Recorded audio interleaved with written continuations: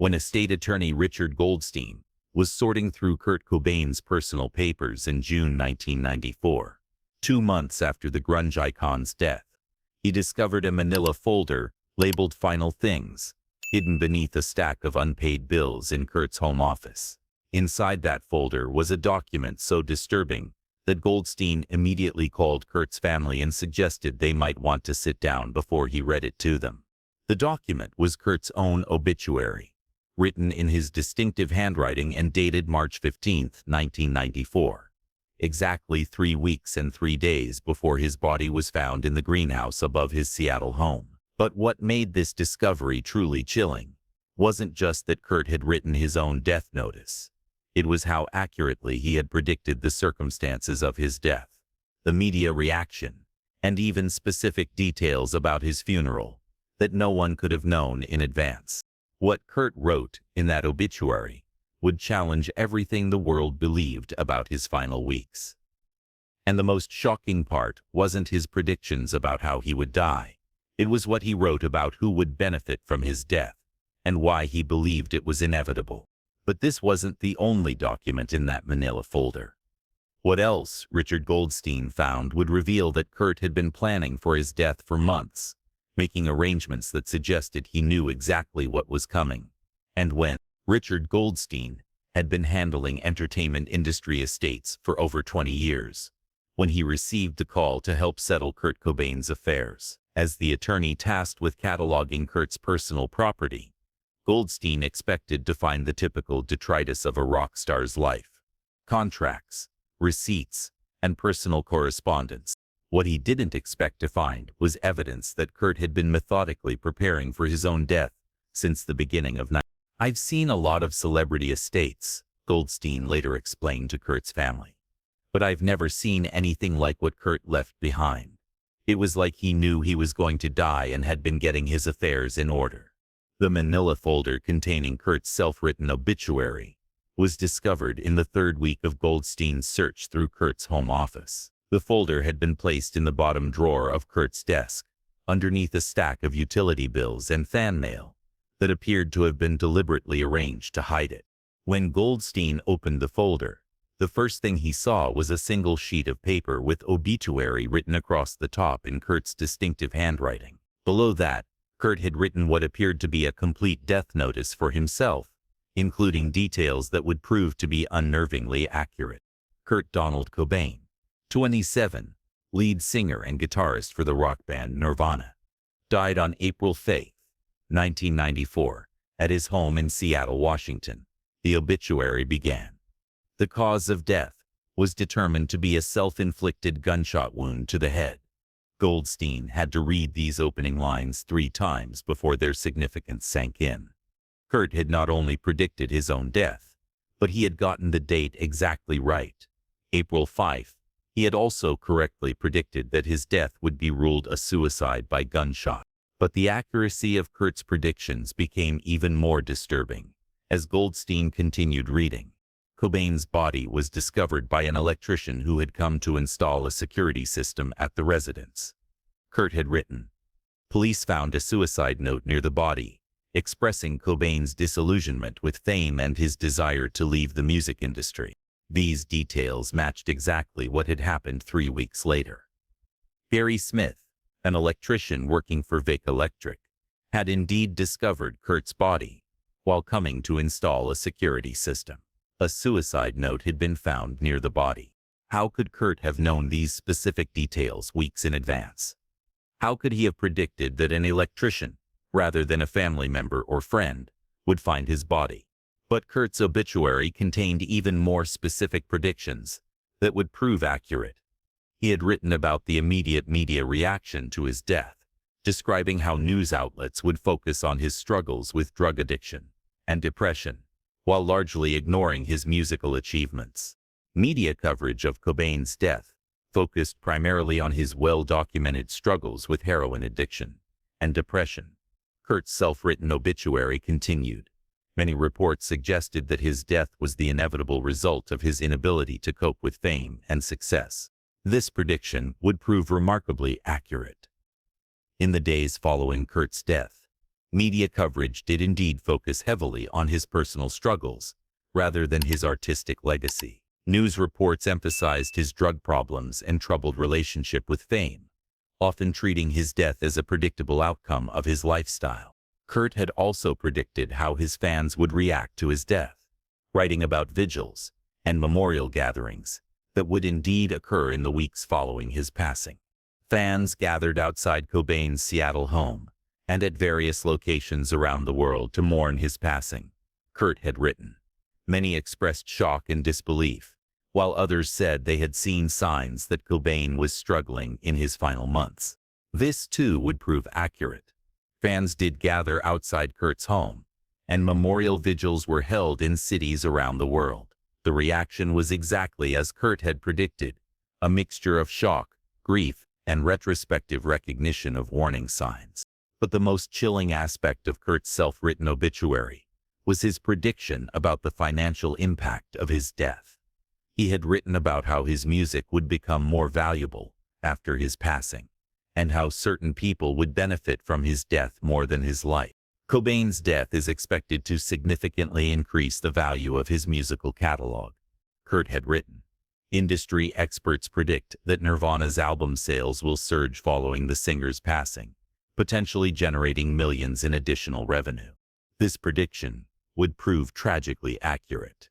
In the months following Kurt's death, Nirvana's album sales did indeed surge.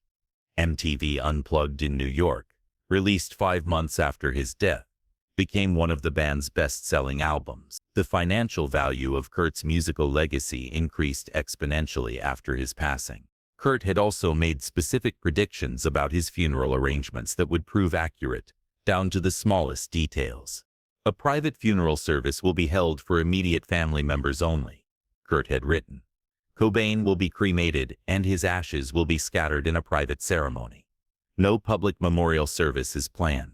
These arrangements matched exactly what would happen after Kurt's death. His funeral was indeed private, attended only by immediate family. He was cremated, and his ashes were scattered in a private ceremony. No public memorial service was held. How could Kurt have known these specific arrangements weeks in advance? Had he discussed these preferences with his family, or had he somehow known that these decisions would be made after his death? But the manila folder contained more than just Kurt's self-written obituary. Goldstein discovered several other documents that suggested Kurt had been planning for his death for months. There was a handwritten will dated February 20, 1994, that differed significantly from Kurt's official legal will. This handwritten version contained specific instructions about how his music should be handled after his death, and included provisions that were not present in his legal documents. "I want my music to help people," Kurt had written in the handwritten will. "But I don't want it to be used to make money for people who didn't care about me when I was alive." The handwritten will also contained instructions about his personal belongings, including specific items that he wanted given to particular people. These instructions were so detailed that they suggested Kurt had spent considerable time thinking about what would happen to his possessions after his death. Goldstein also found a series of letters that Kurt had written to various people, but had never sent.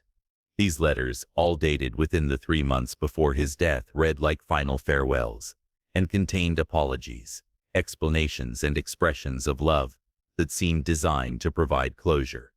One letter, addressed to his daughter Frances, was particularly heartbreaking. In it, Kurt apologized for not being the father she deserved, and expressed hope that she would understand his decisions when she got older. "I'm sorry I can't be there to watch you grow up," Kurt had written. "I hope someday you'll understand that everything I did was because I love you and want you to have a better life than I could give you." Another letter, addressed to his Nirvana bandmates Dave Grohl and Chris Novoselic, apologized for ending the band and expressed gratitude for their friendship and musical collaboration. "You guys gave me the best years of my life," Kurt had written. "I'm sorry it has to end this way, but I hope you can forgive me and remember the good times we had." These letters suggested that Kurt had been systematically saying goodbye to the important people in his life, even if he hadn't actually sent the letters.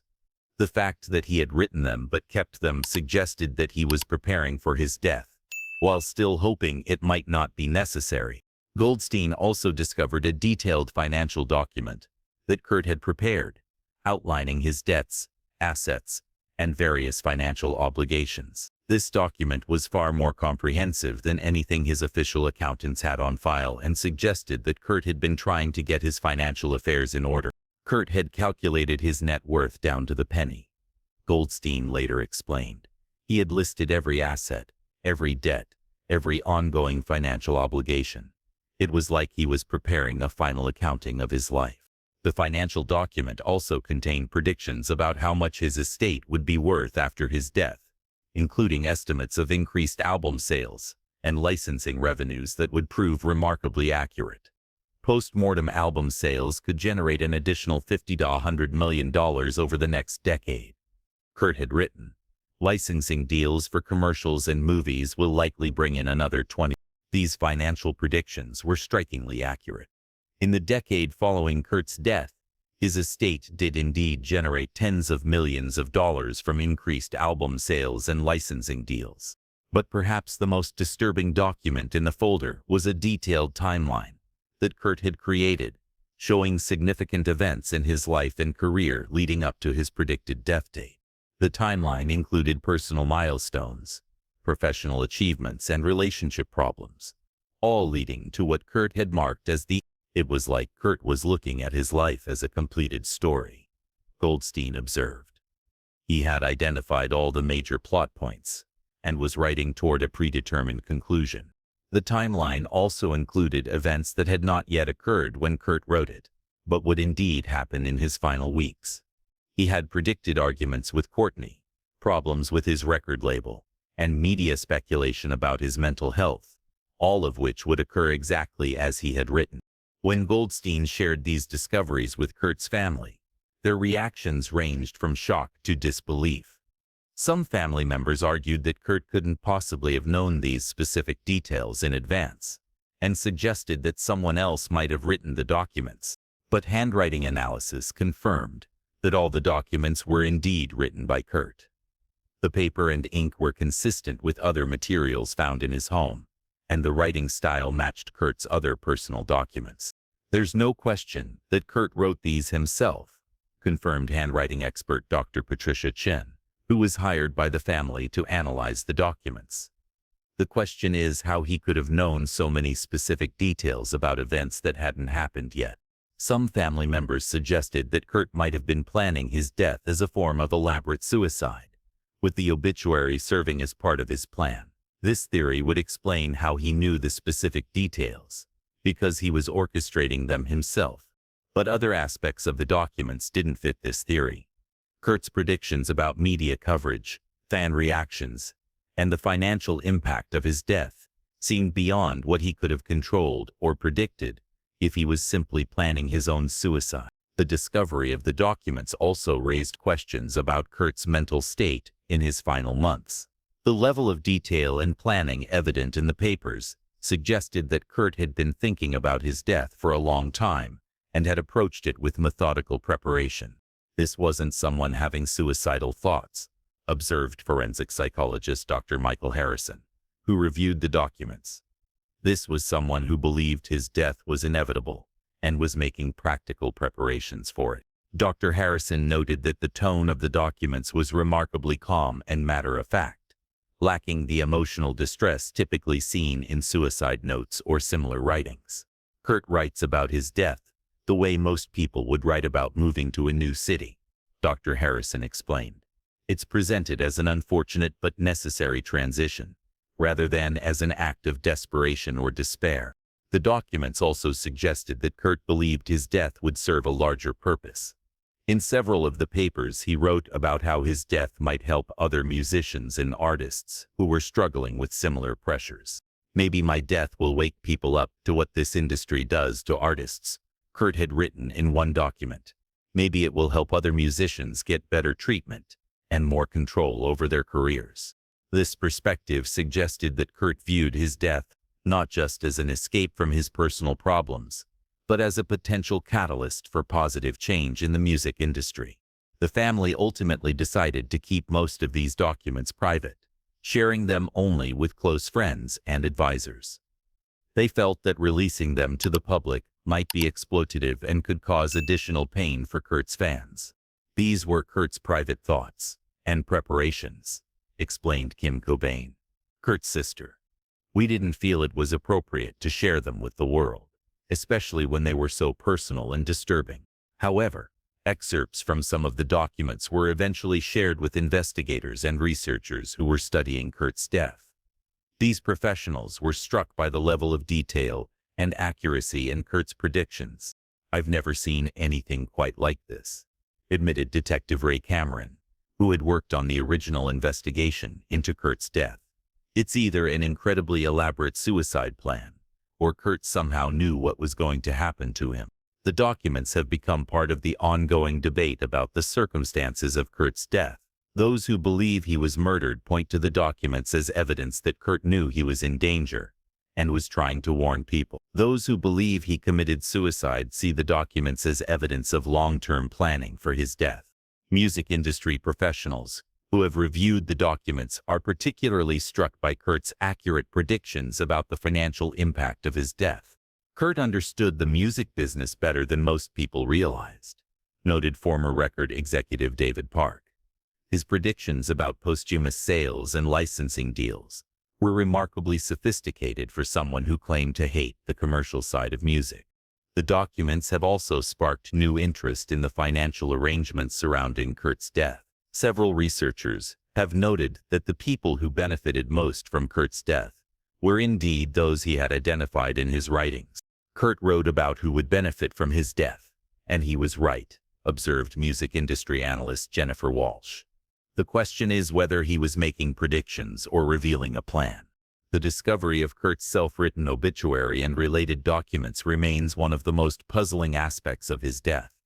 The accuracy of his predictions, combined with the methodical nature of his preparations, suggests a level of foreknowledge that is difficult to explain.